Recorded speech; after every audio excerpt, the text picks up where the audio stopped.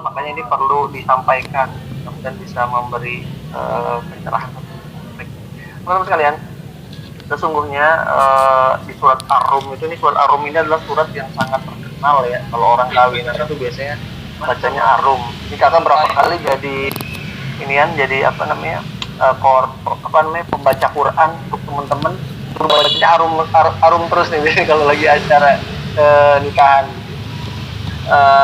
Sungguhnya diantara kekuasaan Allah itu adalah yang menciptakan untukmu istri-istri dari jenismu sendiri, supaya kamu cenderung merasa tentram kepadanya dan menjadikan kepadamu rasa kasih dan sayang. Sungguhnya demikian, benar-benar terdapat tanda-tanda bagi kamu. Jadi teman-teman sekalian, bahwa sesungguhnya yang namanya konsep dalam Islam itu, konsep Islam itu begitu luas ya. Jadi ketika kita belajar Islam itu tidak hanya belajar baca Quran, tidak hanya belajar bersuci, berwudu, terus tidak hanya terkait dengan sholat, puasa, tapi juga ternyata dalam Islam itu diajarkan hal-hal yang memang menjadi sunatullahnya itu kecenderungannya. Kenapa? Karena dalam Islam itu sendiri beda sekali dengan ajaran agama lain. Ya, kenapa? Karena kalau misalkan kita lihat ya, di agama lain itu ada yang tidak memperbolehkan menikah gitu ya, sampai pimpinan agamanya itu tidak diperbolehkan menikah. Karena sesungguhnya menikah itu adalah sunatullah gitu ya. Dan kecenderungannya seorang manusia itu adalah berpasang-pasang gitu. Kenapa? Karena kalau misalkan dia tidak berpasangan, maka niscaya itu dia tidak akan sempurna gitu ya, tidak akan sempurna baik secara emosionalnya maupun hal-hal lainnya gitu ya. Dan memang di sini Allah sudah menjelaskan dalam surat Ar-Rum itu adalah Allah menciptakan manusia itu berpasang-pasangan gitu ya, istri-istri itu dari jenismu sendiri, dari kalangan manusia, supaya kamu cenderung merasa tentram kepadanya.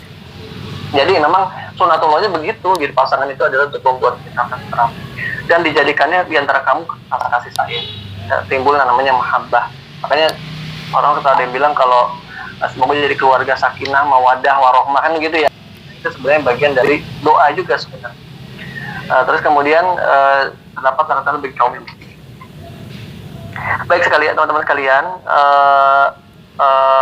Kakak sampaikan materi ini karena memang ini akan jadi fenomena yang akan dihadapi oleh teman-teman ya, karena di kondisi yang masih kita keluar dari SMA masuk ke dalam dunia baru, dan kita harus bisa menjaga diri. Maksudnya kita harus punya paradigma dulu gitu. Maksudnya jangan kan ada kan yang prinsip gimana sih ke depan ya, SMA ini kak seperti air mengalir aja. Itu maksudnya apa kalau dalam artian positif? Maksudnya potensi kita dikembangkan, oke lah ya. Cuma kalau kita menyebabkan kita tidak punya prinsip dalam kehidupan, itu jadi hal yang tidak baik. Nah, begitu juga dengan konsep pasangan juga sama. Menurut kalian, kalau dalam Islam itu mencari jodoh itu tidak seperti membeli kucing dalam karung. Nah ini mungkin teman-teman udah tahu lah ya, nggak usah diceritain lah ya. Kakak mungkin tidak mau terlalu banyak menyinggung situ. Maksudnya apapun yang sudah kita alami, pengalaman kita, atau mungkin sampai saat ini, dan tidak kita tahu kerangkanya dulu, kerangkanya seperti apa, sehingga kalau bisa kita koreksi. Tapi kalau misalkan ya kita harus tahu dulu ini fungsinya apa, sehingga menyikapinya seperti apa. Ya kalau memang pun kita mungkin masih ada kelemahan, kekurangan, kita harus sedikit-sedikit kita perbaiki gitu.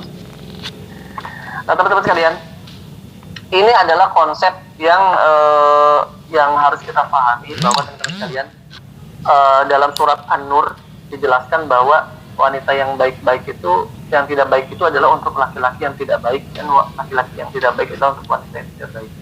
Wanita yang baik itu untuk laki yang baik, dan laki yang baik pun adalah untuk wanita yang baik. Maksudnya apa teman-teman? Teman-teman jangan khawatir terkait jodoh ya. Yang namanya jodoh itu insya Allah sudah tetapkan. Tapi bagaimana cara kita menjemput pasangan, itulah yang menjadi nanti akan seperti apa dinilai oleh Allah Subhanahu Wa Taala, dan Allah akan memberikan kita rezeki yang seperti apa.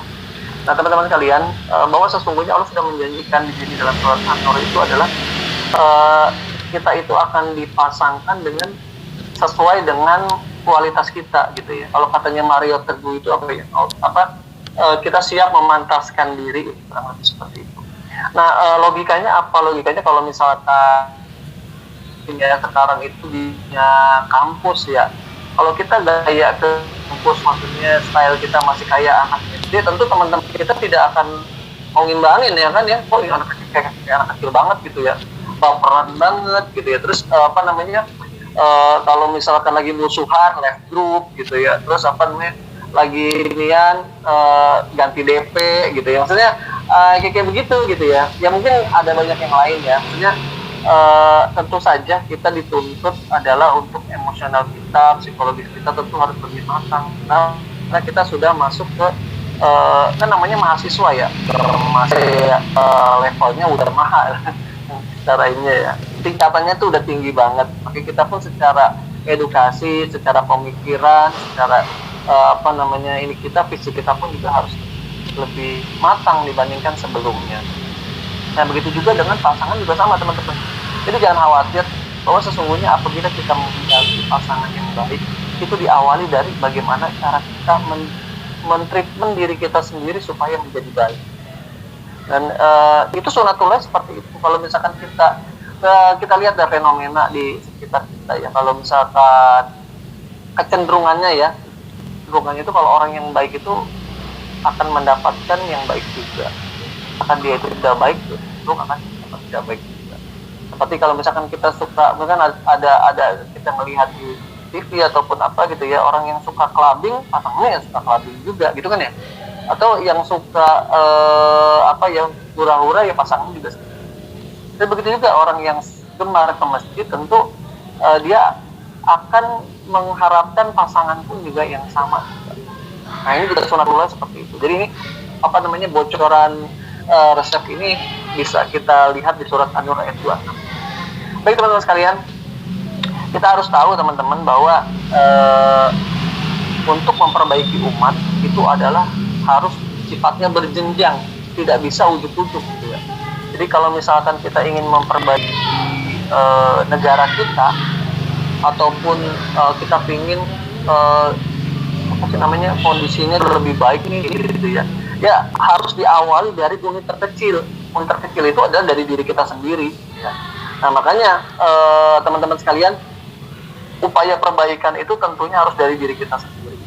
Nah bagaimana dengan cara memperbaiki ibadah kita, memperbaiki kewajiban kita sebagai seorang muslim, memperbaiki ilmu keagamaan kita. Dengan seperti itu maka kita sudah masuk di tahap pertama dari proses perbaikan umat itu adalah dari diri sendiri. Nah selanjutnya apa teman-teman? Nah dari diri sendiri itu nanti akan membentuk keluarga muslim yang Islam.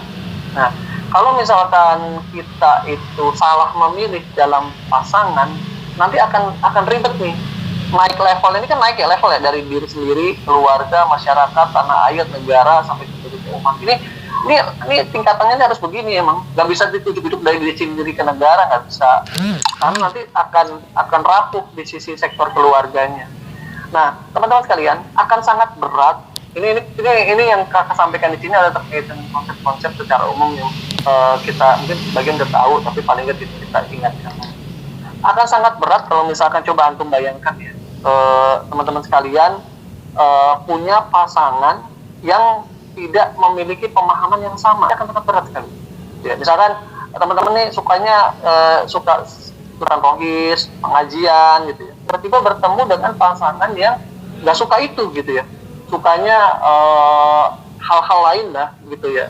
Yang mungkin pas di pertemuan awal tuh mungkin sebulan, 2 bulan, setahun dulu tidak kelihatan, tapi ternyata tiba-tiba dia memiliki hobi yang sangat bertolak belakang dengan kita. Itu akan sangat berat sekali gitu. Kenapa? Karena ketika kita memilih pasangan itu sejatinya adalah kita membentuk keluarga, membentuk itu akan menjadi pasangan kita seumur hidup gitu ya. Makanya tadi disampaikan tidak seperti membeli kucing dalam karung. Kenapa? Itu nanti akan dengan ketika kita sakit, ketika kita memiliki anak, bagaimana mendidik anak, itu diawali dari diri sendiri dan kemudian memilih pasangan yang sesuai. Nah, terus kemudian teman-teman sekalian, habis dari situ baru nanti terbentuknya masyarakat. Jadi dari diri yang sudah baik, terus terbentuknya keluarga. Dari keluarga yang baik itu nanti terbentuk masyarakat yang baik. Jadi kalau misalkan masyarakatnya yang gemar pengajian nanti keluarga yang gemar pengajian, kalau misalkan mereka itu rata-rata senang pengajian, itu masyarakat itu juga akan jadi masyarakat luar biasa sekali, itu akan berkah sekali. Jadi kalau misalkan masyarakat yang keluarga yang senang gosip gitu ya, terus berkumpul dengan sama yang hobinya sama, maka akan kacau itu masyarakatnya. Nah teman-teman sekalian, seperti itulah konsep. Jadi harus berjenjangnya seperti itu. Kemudian nanti dari masyarakat itu terbentuk tanah air. Masalah nih ada Sagat sama bergabung. Ini ya, lanjut aja ya Sagat ya, nanti bisa sampai terbentuknya tanah air dan negara. Jadi berjenjangnya seperti itu. Kalau misalkan kita ingin terbentuknya negara yang baik, harus diawali dari masyarakat yang baik, harus diawali dari keluarga yang baik, dan harus diawali dari pribadi yang. Dan dari situlah nanti dari gabungan masyarakat itu terbentuk tanah air, negara di sini maksudnya ya. Jadi negara yang baik, dan kemudian nanti terbentuknya, kalau misalkan semua negara seperti itu, maka terbentuknya umat yang luar biasa. Jadi stepnya harus dari awal dan seperti itu. Nah teman-teman sekalian, bagaimana cara ikhtiar kita untuk mendapatkan jodoh dalam Islam ini?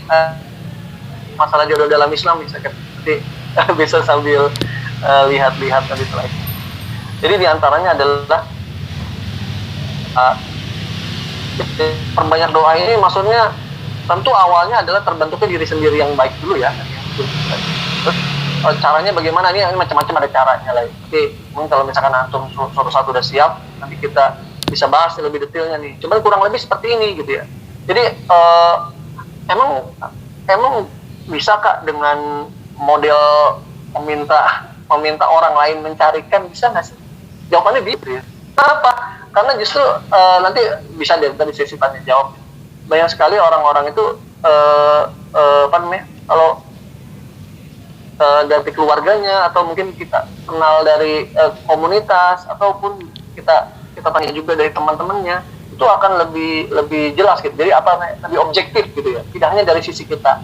Kenapa? Karena umumnya itu orang-orang yang dekat dengan pasangannya itu hanya melihat dari satu sisi saja, dari sisi dia saja, tapi tidak objektif, tidak meliputi yang lain.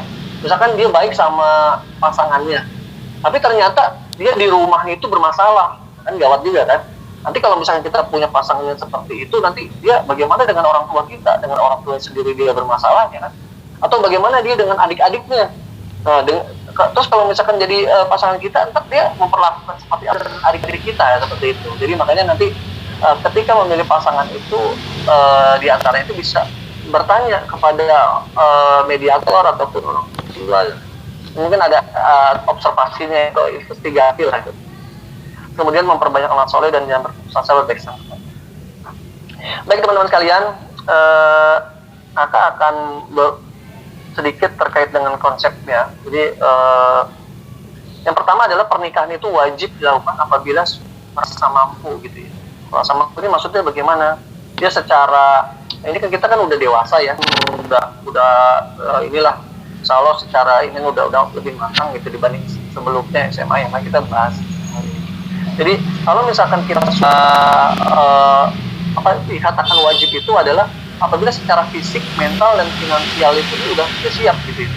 Secara finansial dia sudah bekerja tentunya. Kemudian secara fisik dia nggak ada gangguan, dan bahkan keinginannya itu udah menggebu-gebu. Nah kalau misalkan dia tidak dipenuhi, maka dia akan bisa mengarah ke perilaku maksiat. Nah ini adalah sudah jatuh hukumnya adalah wajib, teman-teman sekalian. Nah kalau misalkan ini tidak dipenuhi, maka kita berdosa. Kenapa? Karena memang kita sudah mampu secara fisik, mental, dan finansial, dan kita tidak melaksanakan kewajiban itu. Nah, tapi bagaimana Kak kalau misalkan belum mampu juga gitu ya? Atau ada satu faktor yang saya belum siap Kak. Hanya diperintahkan oleh Rasul itu adalah berpuasa, gitu ya, berpuasa. Kalau misalkan belum mampu, berpuasa. Nah, ini makanya alhamdulillah kita dalam Islam itu diajarkan tidak hanya puasa yang sifatnya wajib, tapi juga puasa-puasa sunnah. Ada puasa Senin, ada puasa Kamis, ada puasa Yaumul Bid, ada puasa-puasa lain. Dan itu efektif untuk menurunkan libido ataupun keinginan yang menggebu-gebu tersebut. Daripada nanti jatuh ke arah kemaksiatan lain dan ternyata malah jadi lebih berbahaya lagi. Baik teman-teman sekalian, yang kedua, jadi dianjurkan itu karena agamanya. Kakak sering sekali menyampaikan materi ini ya teman-teman ya. Jadi alasan wanita dinikahi itu secara oleh Rasulullah itu disebutkan adalah karena 4 hal. Karena hartanya, karena keturunannya, karena kecantikannya, dan karena agamanya. Oleh Rasulullah kita diperintahkan untuk memilih yang karena agamanya. Saya engkau akan beruntung. Kenapa? Karena memang kalau misalkan kita dari sisi harta itu selain poin yang agama itu rata-rata itu adalah given ya, sudah emang udah takdirnya ya, emang sudah diberikan oleh Allah dari sononya gitu ya. Jadi kalau misalkan dia karena hartanya bisa jadi karena memang bapaknya konglomerat gitu ya, atau bapaknya direktur atau keluarganya emang keluarga yang tajir gitu ya. Dan itu bisa jadi bukan karena usahanya dia. Jadi kalau misalkan suatu saat nanti, atau mungkin bisa juga karena usahanya ya, tapi kalau misalkan itu suatu saat itu kita karena kita menikah itu karena hartanya dan kemudian suatu saat dia bangkrut, maka alasan kita yang kuat itu ada hilang dan itu bisa terjadi percekcokan di situ. Nah ini adalah fungsinya kita di sini, ada kita meluruskan paradigma kita, meluruskan pola pikir kita. Kenapa sih kita memilih pasangan itu yang seperti apa sih? Dalam Islam seperti apa sih? Nah, kita coba kuatkan dalam hadis ini gitu ya, bahwa kita memilih karena agamanya. Nah, bagaimana kalau misalkan dengan keturunan kita? Dalam di Islam ini diakui ya bahwa karena keturunan atau nasabnya itu memang ada gitu ya.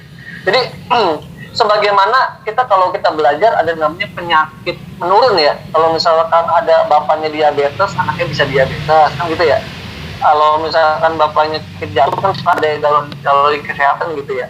Nah, ada bukan pasti gitu ya, tapi ada potensi atau ada peluang menurun kepada anak. Tapi sesungguhnya tidak hanya penyakit teman-teman, tapi potensi pun juga bisa menurun. Maksudnya apa Kak? Maksudnya adalah kalau misalkan ya kita perhatiin ada orang yang bakat dagang gitu ya, bakat dagang atau pengusaha gitu ya. Kok cepat banget sih dibanding teman-teman yang lain, kenapa? Ternyata kita terus ternyata karena memang keluarganya ada yang pedagang. Jadi ternyata bakat itu bisa diturunkan teman-teman. Ya mungkin mungkin bahasanya apa lagi, DNA atau apa. Tapi yang jelas tidak hanya penyakit saja, tapi pun kebaikan-kebaikan itu bisa diturunkan. Nah makanya kalau misalkan orang Jawa bilang ada bibit, bebet, bobot gitu ya. Jadi ada faktor keturunannya pun bisa jadi pilihan. Kalau misalkan contoh lain ya, kalau misalkan kita lihat yang paling gampang adalah kuda pacuan ya, teman-teman. Kalau kuda pacuan itu, Kakak pernah ketemu dengan salah seorang pengusaha yang memiliki kuda pacuan ya. Dan ternyata teman-teman untuk mendapatkan kuda yang bagus itu sebaiknya itu dari keturunan yang bagus juga. Lucu juga tuh bener sih. Tapi memang ada gitu. Jadi kalau keturunannya itu memang kuda juara, nah anak-anak itu akan jadi punya potensi jadi juara itu lebih besar dibandingkan yang lain. Atau kalau misalkan kita gampang burung lah ya, burung atau ayam gitu ya. Kalau pengen burungnya suaranya itu merdu gitu, bagusnya sih dari bapaknya itu ataupun induknya itu adalah yang juara. Nah ini juga sama. Jadi keturunan itu diakui dalam Islam sebagai salah satu kelebihan. Tapi kita diminta untuk memilih bukan karena alasan yang mayoritas ini tidak seperti itu. Tapi kalau bisa dapat 4-4-nya gimana Kak? Nah itu alhamdulillah, itu rezeki itu namanya. Kalau kita udah dapat yang bagus, itu bagus. Tapi yang diharapkan oleh Rasul itu adalah kita betul-betul memilih karena agamanya sebagai hal yang satu. Terus kemudian teman-teman tadi sudah kecantikannya bagaimana? Nah, teman-teman sekalian, yang namanya fitrah manusia ya, yang melihat pasangan itu adalah dijadikan indah ya. Dijadikan indah dalam pandangan manusia itu adalah dari pasangan gitu ya, dari lawan jenis seperti itu ya. Dan disitulah ujian bagi kita gitu, karena sesungguhnya setan bisa masuk itu apabila kita salah atau bisa menempuh pada porsi. Nah begitu juga, jadi namanya kecantikan itu fitrah gitu ya, dan itu memang given gitu ya. Jadi kalau misalkan kita memilih karena kecantikannya, siap-siap gitu ya, siap-siap ketika kecantikan sudah pudar maka kita tidak lagi mencintai dia apa adanya. Nah teman-teman sekalian, kakak juga punya kenalan temen ya, gimana dia itu cerita bahwa kalau misalkan memilih pasangan itu karena cantiknya, ini dia terus story dia sendiri yang cerita. ternyata dia menikah karena kecantikannya, dia hanya bertahan sebulan saja. Habis itu apa? Habis itu dia tidak lagi melihat kecantikan sebagai penilaian dia terhadap pasangannya. Kenapa? Karena dia berinteraksi tiap hari pagi ketemu, siang ketemu, sore ketemu, atau ya sering sekali gitu. Akhirnya itu dia akan bosan dengan kecantikannya dan lebih cenderung kepada tingkah lakunya ataupun akhlak. Nah, oleh karena itulah dalam Islam itu diajarkan kita sebaiknya memilih karena agama, maka kita akan beruntung. Kenapa teman-teman? Karena agamanya itu akan membentuk perilaku, pola pikir dia. Nah, terus kemudian juga akhlaknya dia seperti apa, bagaimana dia bertutur kata, bagaimana dia memiliki harapan ke depan, bagaimana perilaku dia tidak ingin harta yang haram gitu ya. Betapa banyak para laki-laki yang tergelincir gara-gara pasangannya yang materialistis, teman-teman. Sehingga dia akhirnya jadi terbawa gitu ya. Di kantor dia korupsi, kepada yang lain dia berbohong. Itu bisa jadi karena pasangannya gitu ya. Oleh karena itulah teman-teman sekalian, kenapa kok kita mempelajari ini? Karena dalam Islam itu diajarkan, teman-teman, dan ini akan menjadi bekal buat kita. Kalau kita memiliki pasangan agama yang kokoh, tentu dia tidak akan mudah nanti memiliki pasangan. Jangan hanya yang sayangnya cuma sama kita aja, tapi juga dia harus sayang dengan orang tua kita, dengan adik kita gitu. Betapa banyak pasangan itu dia itu hanya sayang kepada pasangannya saja, tapi tidak dengan orang tuanya. Kan gawat ya. Kalau misalkan orang tua kita sakit, terus pasangan kita acuh gitu ya, terus seperti apa? Padahal sesungguhnya kita sebagai seorang laki-laki itu adalah berbakti. Ukuran berbaktinya paling utama itu adalah kepada ibu kita ataupun kepada orang tua kita. Nah itu teman-teman, makanya diwanti-wanti sekali oleh Rasul pada kita. Sayangnya Rasul pada kita itu mengajarkan kita supaya memilih pasangan karena agama. Bagaimana cara memilih dengan agamanya? Tentu memilihnya pun juga dengan tidak sembarangan ya, misalkan hobi ataupun yang ada cakep oke gitu. Tentu kita lihat bagaimana karakter agamanya, komunitasnya seperti apa, apakah dia juga mengaji atau tidak gitu. Bisa kita bayangkan kalau misalkan dia tidak paham agama gitu ya, dan akhirnya akan menjadi beban buat kita. Ketika dia tidak paham agama, dia tidak tahu cara bersuci bahkan. Bahaya sekali kan. Kenapa? Karena itu kan yang sangat prinsip sekali. Kalau dia tidak tahu cara bersuci, nanti bisa jadi selanjutnya adalah jadi haram, atau dia tidak tahu masalah halal haram terkait dengan masakan. Itu gawat ya, gitu teman-teman. Dan bahkan nanti kedepannya bahkan dia tidak tahu bahwa ngaji itu penting. Wah, bahaya sekali itu. Dan akhirnya dia akibat dari pasangan yang tidak baik itu bisa menggelincirkan kita sebagai pasangannya, akhirnya terbawa. Bukan kita yang membawa, tapi kita terbawa menjadi ke arah yang tidak baik. Lalu teman-teman sekalian, yang ketiga adalah yang kakak ingin sampaikan adalah nikahilah perempuan yang subur dan penyayang. Tadi masih nyambung sama yang tadi ya. Jadi Rasulullah juga pernah bersabda, nikahilah wanita yang penyayang lagi peranak. Peranak ini maksudnya adalah subur ya. Karena sesungguhnya aku akan berbangga dengan jumlah kalian di hadapan umat-umat yang lain. Jadi teman-teman, maksudnya apa? Wanita yang penyayang pasti ya teman-teman ya. Kita jangan sampai dia itu acuh gitu ya teman-teman ya. Dengan keluarga kita, dia tidak sayang, kemudian dia tidak peduli dengan ini, dia hanya mementingkan dirinya sendiri, dia hanya mementingkan fisiknya dia, tapi dia tidak peduli. Itu gawat ya teman-teman. Kenapa? Karena memang itu nanti akan menjadi masalah di kemudian hari, bisa jadi konflik keluarga, bisa jadi hal-hal yang lain yang tidak baik. Dan kemudian juga pilih pasangan itu yang subur. Nah ini nanti mungkin bisa baca-baca lagi. Subur itu bisa jadi mungkin keturunannya itu keluarga yang besar dan lain-lain banyak. Jadi Rasulullah itu mengajarkan kepada kita tuh untuk makin banyak makin baik gitu. Jangan, kan kalau misalkan kita lihat fenomena ya teman-teman yang terjadi di luar negeri itu, mereka itu perilakunya sudah sampai pergaulan bebas gitu ya, tidak mau ada ikatan gitu ya. Gawat ini teman-teman. Kenapa? Karena justru nanti fitrah itu tidak akan berjalan. Karena sesungguhnya kita di antara manfaat dari menikah itu adalah memiliki keturunan gitu.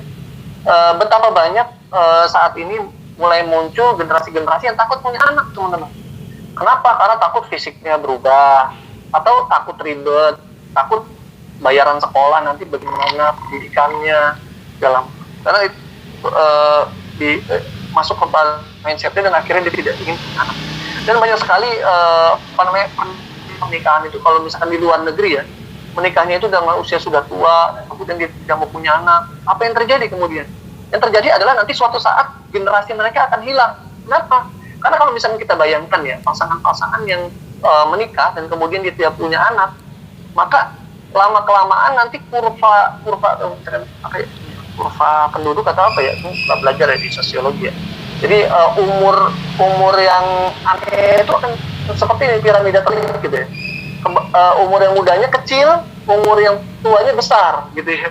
Dan yang terjadi adalah nanti akan bisa terjadi generasi yang hilang. Nah, padahal sebutnya dari Rasulullah itu baik. Yang selanjutnya adalah Rasulullah mendoakan orang yang menikah agar selalu berikan keberkahan.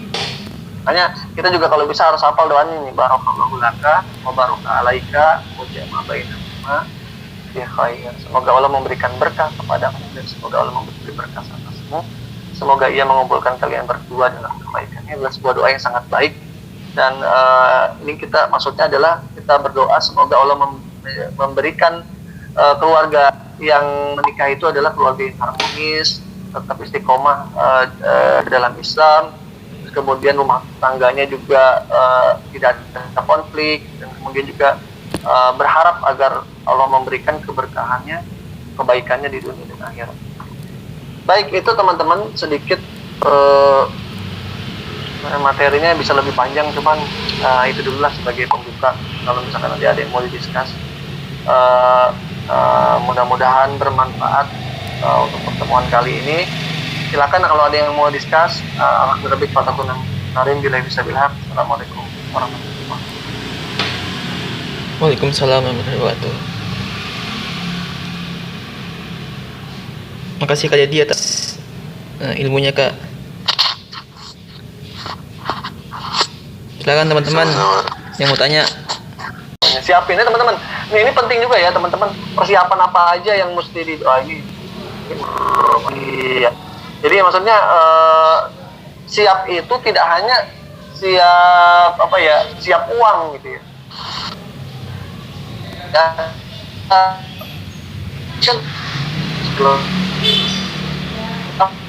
Kita mau kemudian ruhiyahnya. Nah ini penting banget ruhiyahnya. Kita nih terutama apalagi sudah mau nikah nih, harapan kakak itu betul-betul belajar dulu tentang fikih nikah tuh, tentang bagaimana hak dan kewajiban seorang suami, terus istri, terus kemudian itu penting banget tuh teman-teman. Kenapa? Karena apabila kita sudah menikah maka tanggung jawab istri itu akan beralih dari orang tuanya ke kita. Jadi kalau misalnya istri kita itu nggak sholat, mungkin kena dosa juga, gitu. Apalagi sampai anak-anak juga sama, gitu ya. Dan begitu juga kalau misalkan istri kita tuh nggak paham agama, kita wajib.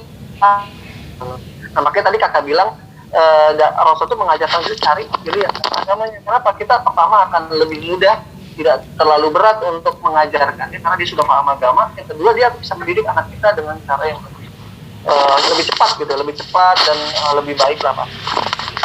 Terus kemudian apalagi fisik ya sudah, terus akliyah juga harus jaga. Ruhiyahnya tadi terkait dengan ibadahnya, perbaiki ibadahnya, betul-betul niatkan dengan hal yang benar. Terus akalnya apa tadi, cari ilmu pengetahuannya, belajar tentang ilmu fikih nikah, terus kemudian banyak sekali bisa dipelajari. Di orientasinya itu diperbaiki dulu. Saya menikah itu bukan karena semata-mata menyalurkan keinginan hasrat ya, tapi karena memang betul-betul ingin membentuk generasi yang soleh gitu, generasi yang hebat gitu ya, terbentuk keluarga yang sakinah mawaddah seperti itu. Itu sih mungkin sedikit tambahan. Jadi kakak lagi cerita nih, ada yang nanya, silakan siapa yang mau. Saya mau nanya Kak. Silakan. Kan kita kalau ngajak orang masuk Islam dapat pahala ya Kak. Ya. Nah kalau misalnya kita nikahin yang mualaf gitu gimana Kak? Kan tadi dianjurin kan yang agamanya itu. Ya. Kalau misalkan nikahin yang mualaf. Iya betul. Ya. Misalkan Sagat ketemu akhwat dari mana? Rusia misalkan, ya kan? Iya. Suka ngomong Rusia dia kan. Nah, Kemudian dia alhamdulillah dapat hidayah, kemudian dia masuk Islam gitu ya kan ceritanya. Iya. Nah sebenarnya secara hukumnya itu sudah boleh. Kenapa? Karena dia sudah masuk Islam. Berarti sudah boleh kan. Kalau yang beda ini kan nggak boleh ya. Kenapa? Karena harus kita seiman. Ya. Nah boleh nggak Kak? Jawabannya boleh. Cuman ada konsekuensinya. Konsekuensinya adalah kita ataupun sagat ya, kalau kakak kan udah ya sagat nih contoh ya. Boleh. Kerjanya harus lebih ekstra kan. Kenapa? Karena harus ngajarin lagi ya. Ngajarin apa yang diajarin banyak kan. Dia terkait sholat, dengan toharoh. Itu pertama toharoh dulu, pastikan dia kan haid gitu ya. Itu kan harus diajarin tuh tentang ilmu toharohnya tuh. Ayat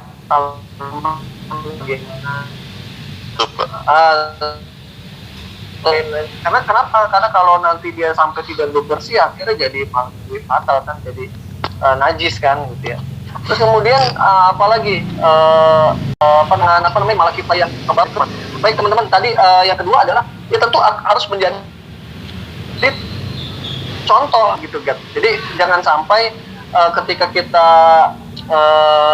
udah menikah gitu ya, kitanya nggak bisa nyontohin, kita jadi ke bawah, malah jadi kacau kan. Sebelumnya kan misalkan kalau di Rusia kan suka minum vodka gitu ya. Mungkin dia suatu saat dia karena dia keimanannya belum kuat, masih ada keinginan gitu kan. Ya udah dikit nggak apa-apa, kan gawat kan. Ya udah minum vodkanya sambil baca Bismillah, lebih gawat lagi gitu kan.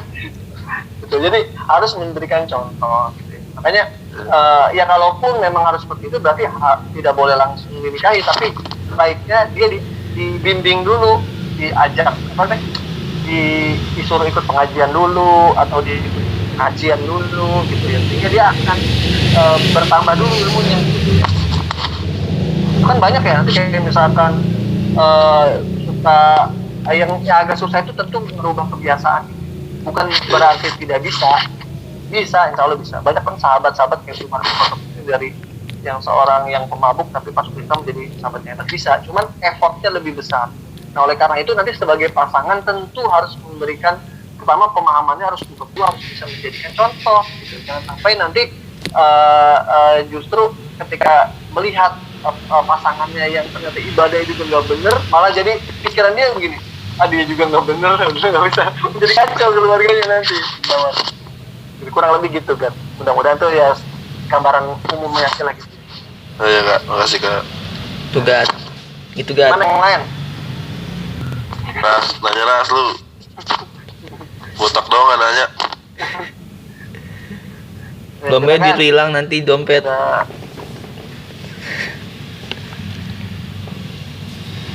Teman-teman nggak apa-apa sambil kalau misalkan ada yang mau nanya. Jadi teman-teman gini, kenapa kok ini kakak sampaikan tadi sudah kakak maksudnya kenapa materinya kok kakak jadi ini ya disampaikan pertemuan kali ini? Kenapa? Karena nanti teman-teman ini pasangan kita itu bisa tadi saya belum sampaikan, bisa menyeret kita ke arah kebaikan atau bisa menyeret kita ke arah keburukan gitu ya. Nah itu sunat, maksudnya apa ya, fitrah gitu. Jadi manusia itu fitrahnya begitu. Dan kalau kita melihat ya contoh yang ekstrim itu banyak. Jadi sebelum kita itu ada digambarkan di Al-Quran. Bagaimana kisah tentang istrinya Nabi Lut yang juga yang tidak ini kan beriman kepada Nabi Lut, malah dia mendukung kaumnya gitu ya. Jadi teman-teman, itu bisa terjadi bahkan kepada seorang nabi sekalipun gitu. Dia kan kurang apa ya? Dia udah dapat wahyu, dia bisa sebagai teladan, tapi bisa memiliki pasangannya. Dan ya, kita tidak bisa menjudge karena kita nggak tahu ya, mungkin bisa jadi itu ujian buat dia. Cuman maksudnya adalah teman-teman apa?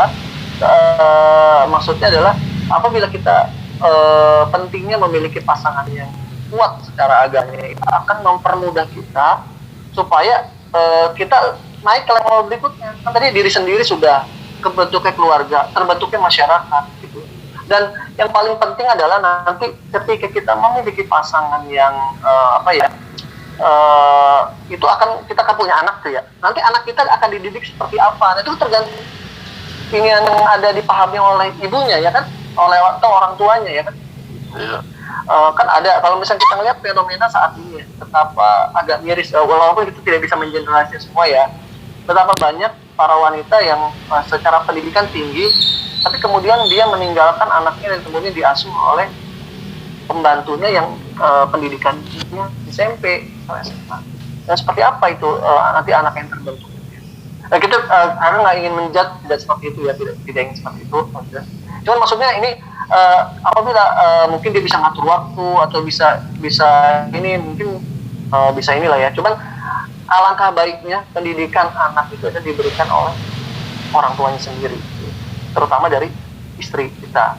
Dan kita pun juga harus mendidik, kita sempatkan waktu dan lain-lain. Tapi kalau misalnya dididik oleh bukan dari yang itu, dia nggak ada beban. Dan bahkan kan kalau misalkan pemahaman tidak paham kan gawat kan, anak kita jadi sering main game atau apa gitu karena tidak perhatian. Itu sih kurang lebih seperti itu gambar. Silakan ada lagi dari Elras, Sadat atau Adi. Adi mau di-share nggak? Mau di-share nggak ini materinya? Boleh Kak di WA Kak. Ketua Adi kak. Oh, ini Kak Dedi jelasin tata cara ta'aruf Kak. Oke, baik. Sama siapa Di? Adi pun Sebenarnya punya ada ya. materinya nih. Nantilah materinya. Secara umum dulu ya. Baik teman-teman sekalian, tadi kan kita sudah sampaikan bahwa memilih pasangan itu tidak boleh seperti membeli kucing dalam karung. Iya. Kalau misalkan membeli kucing dalam karung itu gimana ya, kita beli kucing nggak dibuka gitu ya. Udah ini lah gitu. Betul-betul pas dibuka ternyata lah kucingnya tuh ternyata matanya licet gitu ya, atau kakinya kok cuma 3 ya, satu lagi pincang-pincang gitu. Nah itu, nah makanya pentingnya adalah perlu kalau ada yang namanya nazor, melihat gitu.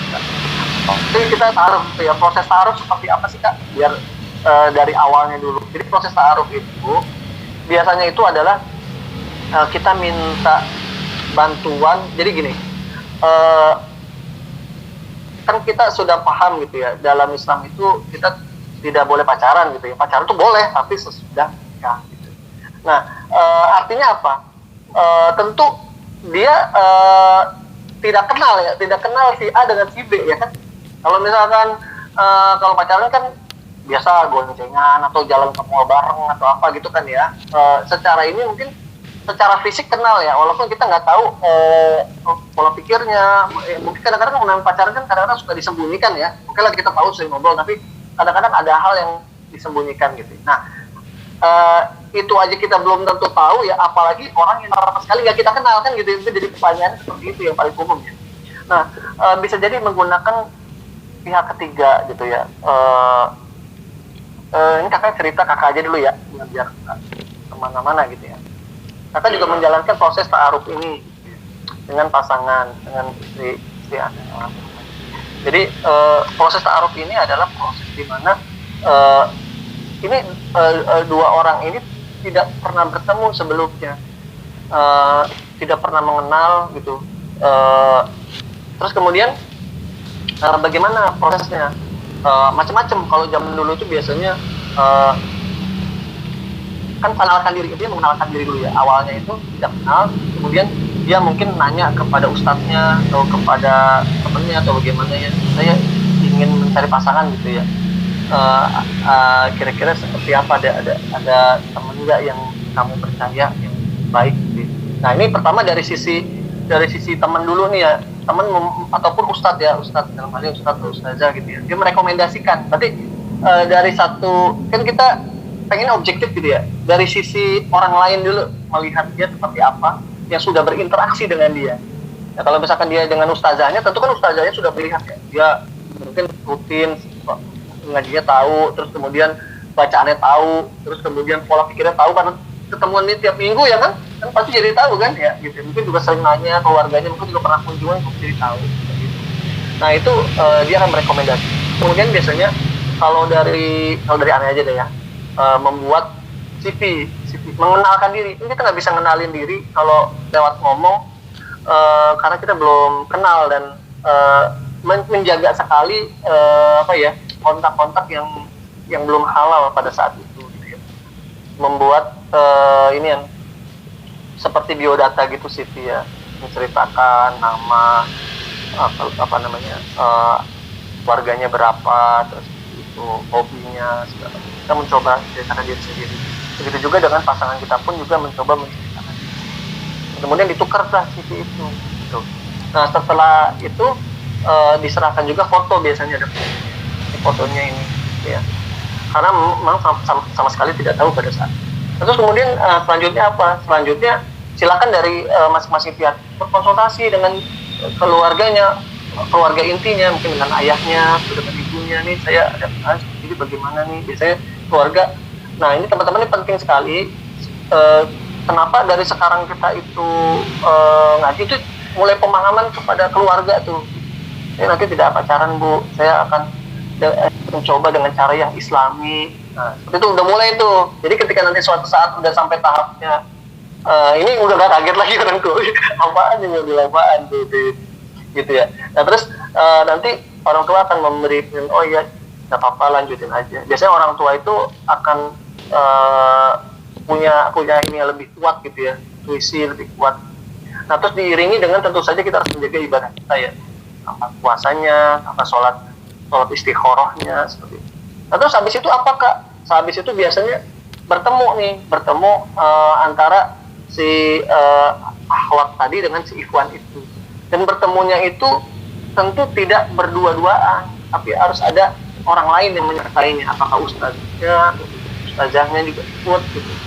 Kalau Kakak waktu itu di Masjid Sunda Kelapa, di Masjid Sunda Kelapa Menteng, ketemu dengan ustazahnya, Kakak dengan temen gitu ya, dia mediator ya Kak? Dan mediatornya. Nah, itu ngobrol tuh sama ustazahnya juga. Kemudian kita ada yang mau tanyakan, silakan. Kalau cocok nggak apa-apa, karena kan belum ada sepakat gitu. Dan lebih aman lagi terjaga, dia tidak ada apalah gitu ya, hal yang memang belum halal pada. Terus habis itu apa Kak? Habis itu ya tentu kita juga kalau bisa cari tahu ya. Mungkin tadi dari ustazahnya sudah tahu nih yang gini. Tapi kita mungkin cari tahu juga, oh dia bekerja di sini nih, coba tanya. Kebetulan waktu itu ada teman Kakak yang teman dengan istri gitu ya. Jadi kita bisa nanya gimana sih dia kesehariannya. Tapi kan ustaznya udah tahu ya, ustazahnya ya, dia udah tahu, cara temen udah tahu. Ini objektif ya, nggak atas dasar diri kita gitu ya. Nah terus dia temennya akan cerita, oh dia hari begini, sifatnya seperti ini, bagus kok. Nah dia akan berikan rekomendasi juga. Nah habis itu apa lagi Kak? Tentu yang beliau pun juga akan melakukan hal yang sama kan, karena dia juga nggak mau salah juga gitu ini kan. Siapa nih, Ernest ganteng ya, tapi nggak tahu deh gimana ya gitu kan. Dia kan nggak ini ya, takut salah juga kan, dia pasti akan cari tahu juga tuh. Cari tahu tuh temennya siapa ya gitu. Oh Sagat temennya tuh, tanya Mas Sagat. Tapi biasanya mungkin nggak dia langsung, mungkin temennya dia bertanya, si Ernest gimana sih kalau di kampus? Ernest rajin ke musola gitu ya. Alhamdulillah. Gitu. Nah misalkan ya. Barbar. Ernest aktif di Rofis gitu kan. Itu seperti itu. Itu kita akan masuk lagi tuh sebenarnya fungsi investigasi juga ya, kita akan tahu seperti itu. Nah terus tadi kan yang pertama kita udah tahu biodatanya, kita udah tahu gambaran umumnya, kita dapat rekomendasi dari ustazahnya, kita dapat pemahaman sifat dia, kepribadian dia seharian, dan yang pemahaman agamanya sudah kita tahu. Terus kita dapat informasi dari temennya, ya kan? Itu keseharian dia seperti apa. Waalaikumsalam warahmatullahi wabarakatuh. Ada yang bergabung ya? Oh Torik. Ya Torik, waalaikumsalam. Kenapa baru pulang Kak? Iya. Mas Torik. Silakan. Ini kita lagi bahas masalah jodoh nih. Ajis ini materinya Ajis Kak. Oke Kak, dilanjut Kak. Saya ikut nyimak. Lanjut ya. Tadi sampai mana ya? Oh ya, tadi ya pertama sudah mengenal dari biodata, sudah tahu kita secara umumnya. Yang kedua kita sudah tahu dari ustazahnya ya. Jadi pemahaman agamanya dia seperti apa. Dia kan rutin pengajiannya rutin. Terus kemudian yang jelas kan kalau ustaznya sudah interaksi sudah lebih lama ya pertama. Terus kemudian dari temennya juga kan itu adalah keseharian dia yang nggak ketemu dari ustaznya ini. Kayak misalkan sekarang nih, misalkan kalau ada mentoring nih, wah ini si Ernest ini kalau kakak ngelihat soleh banget gitu kan. Tapi kan kita nggak tahu kan ternyata dia pas kita tanya sama temennya Sagat gitu kan. Jadi penting itu yang investigasi. Atau Sagat nggak gitu kak, itu mah dia. Santai. Contoh ya harus mohon maaf ya harus. Contoh ini contoh. Benar. Ternyata kata Sagat nggak gitu. Ternyata Elon itu dia barbar, dia di luar gitu kan. Benar. Ceritakan ya. Gitu. Jadi artinya adalah kita sudah melakukan investigasinya itu udah banyak tuh. Nah terus habis itu apa lagi? Udah temennya sudah. Terus melakukan kunjungan ke rumahnya. Tentu ini ke rumahnya itu tidak berduaan juga. Ada orang tuanya atau ada kakaknya.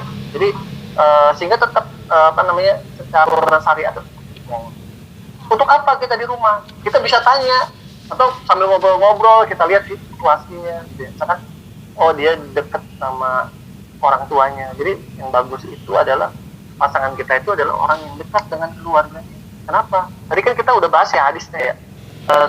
Antaranya itu yang penyayang gitu ya. Kalau dia dekat dengan keluarganya tentu dia akan memiliki sifat yang lembut gitu ya. Jadi apa lagi?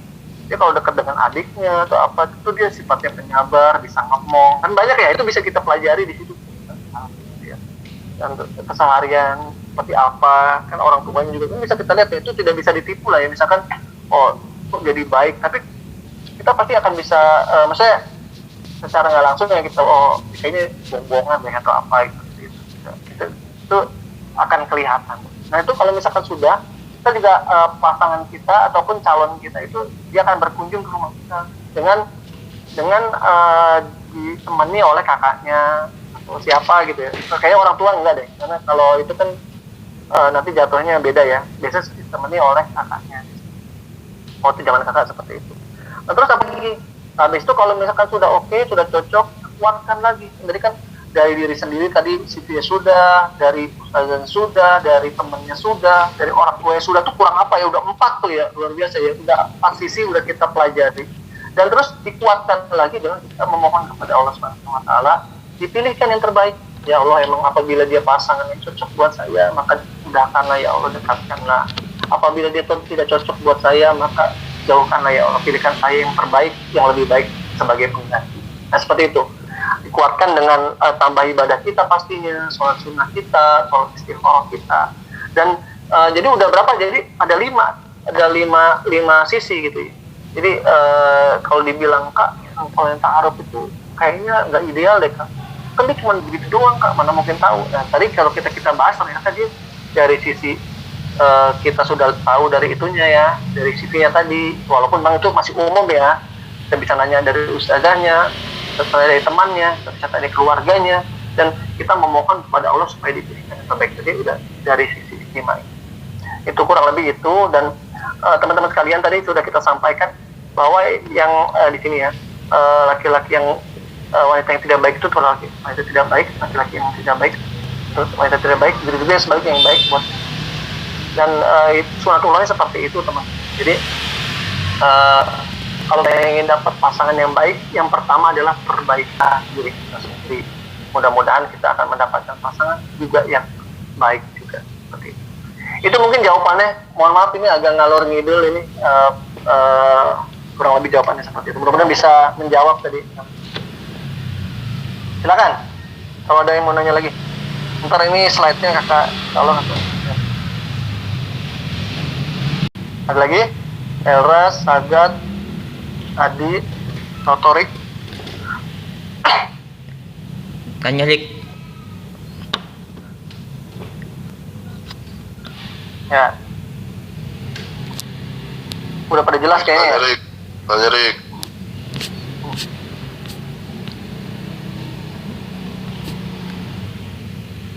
Gimana kakaknya?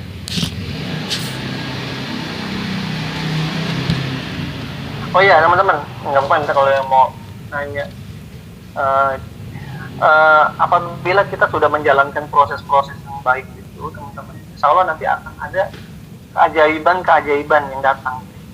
Dan itu bisa jadi berbeda-beda ya tiap orang ya. Cuman itu nanti kita akan bisa merasakan bagaimana Allah itu betul-betul membantu kita ya. Kakak maksudnya nggak ini ya, nggak bermaksud kayak gitu. Maksudnya teman-teman sekalian, dulu itu ini kan pengalaman ya, jadi insya Allah nggak dilebih-lebih. Dulu itu kekhawatiran yang paling besar itu adalah masalah keuangan ya kan ya, pasti ya. Gimana nih nanti acaranya nih? Saya sudah bekerja tapi pendapatan saya nggak begitu besar. Terus bagaimana nih gitu ya? Dan maaf nih saya bilang itu.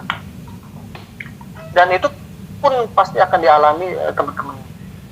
Dan banyak sekali kejadian ternyata Allah itu betul-betul memudahkan supaya kita cara benar ya, Mama yatakillah ya, jalan makhraja. Jadi Allah itu akan membuka apabila kita bertakwa pada Allah itu Allah akan membuka pintu rezeki. Tiba-tiba ada aja rezeki itu datang. Begitu juga banyaklah hal-hal yang memang ajaib sekali gitu yang jelas kuncinya harus niatnya benar, caranya benar.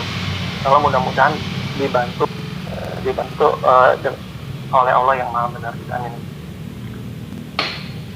Itu mungkin sedikit. ada lagi nggak? Nanya Ras, lu belum nanya Ras. Bingung mau nanya apa nih? Lu kan calon lu banyak. Calonnya Elras banyak kak, suruh pilihin Ras. Sagat nih kata punya gebetan, diam-diam baik. Siapa Ras? Wah. Gimana kan lu mau? Lu gitu Ras. Lu mas kawinnya beras. Kata lu minyak, nanti gua upload pindah sekalian. Ya buat lu gua kasih gula. Gimana, udah jelas semuanya? Insyaallah. Kasih apa nanya kak? Ya silakan. Gimana kak kalau kita temenan sama cewek nih kak? Nah ceweknya itu kebawa perasaan kak, itu gimana kak ngatasinnya kak? Iya. Iya. Sedap. Kegeeran gitu ya.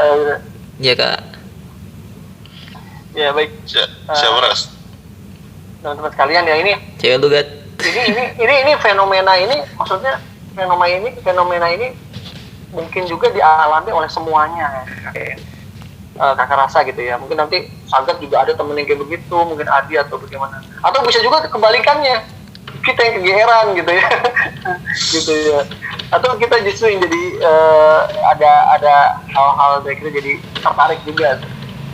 Nah, teman-teman sekalian, sebenarnya sih yang paling penting itu adalah kalau kita diajarkan itu adalah kita menurunkan mengurangi. Sebenarnya boleh nggak sih kak ngobrol sama? Boleh. Bukan berarti nggak boleh sama sekali saklek ya. Memang kan idealnya kan memang kita tidak terlalu banyak interaksinya ya gitu. Tapi interaksi itu pasti nggak bisa dipungkiri, pasti dibutuhkan. Nah cuman memang yang pertama kita lurusin tuh dari kita dulu nih. Kita tuh niatnya memang sebagai teman gitu ya. Kecuali memang kita udah mau serius nih, ya udah kita serius gitu ya. Jangan kita PHP-in gitu ya, kita kasih angin seger gitu. Padahal mah kita akhirnya jatuhnya jadi mempermainkan, kan nggak boleh gitu.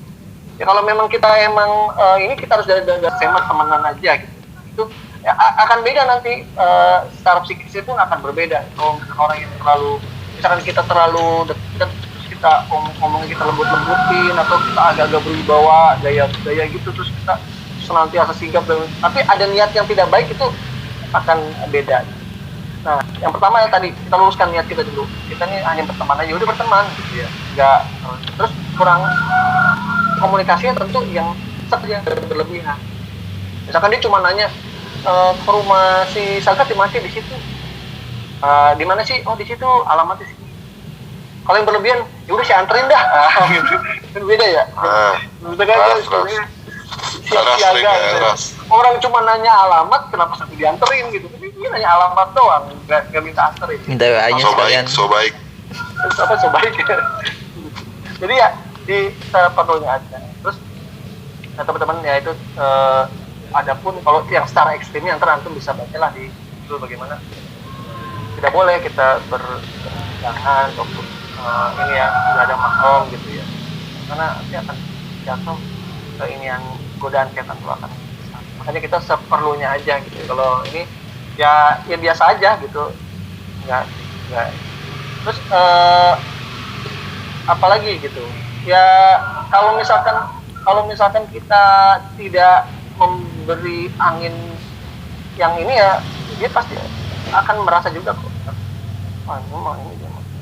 enggak ini apa, mungkin pertama kan kagum ya, kagum nih, Eros kan badannya keren nih, apa ini anak futsal gitu kan, terus kemudian orangnya sopan, ramah gitu kan, dia kagum kan, habis itu dia Alhamdulillah. dia coba deketin misalkan ya, kan ini kan fenomena yang bisa terjadi kan ya. Terus akhirnya tapi kalau misalkan dari Eros, udah kenapa?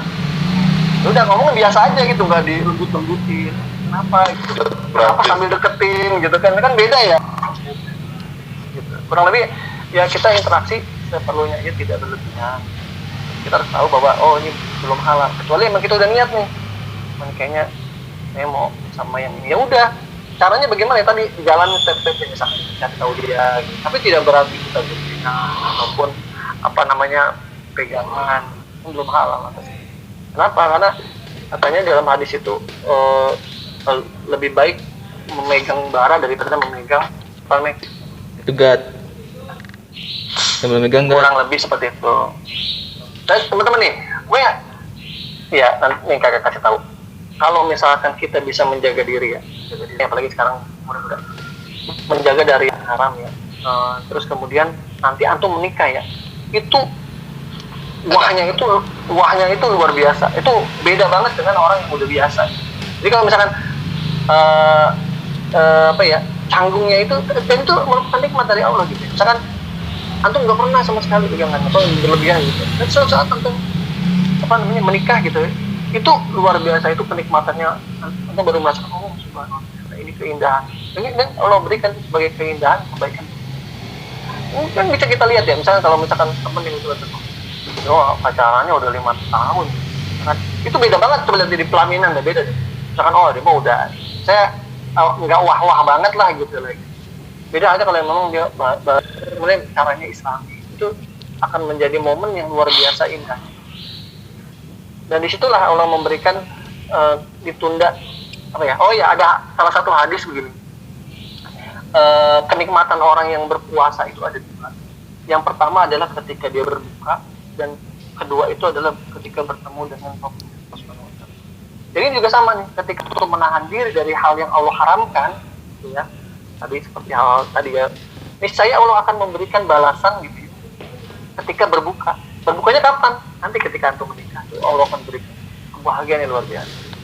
Dan satu lagi, ketika bertemu dengan Allah nanti. Nah itu kebahagiaannya 2 kali. Itu kurang lebih jawabannya, Ras, mudah-mudahan bisa jawab. Oke, makasih Kak. Lagi ayo. Nah,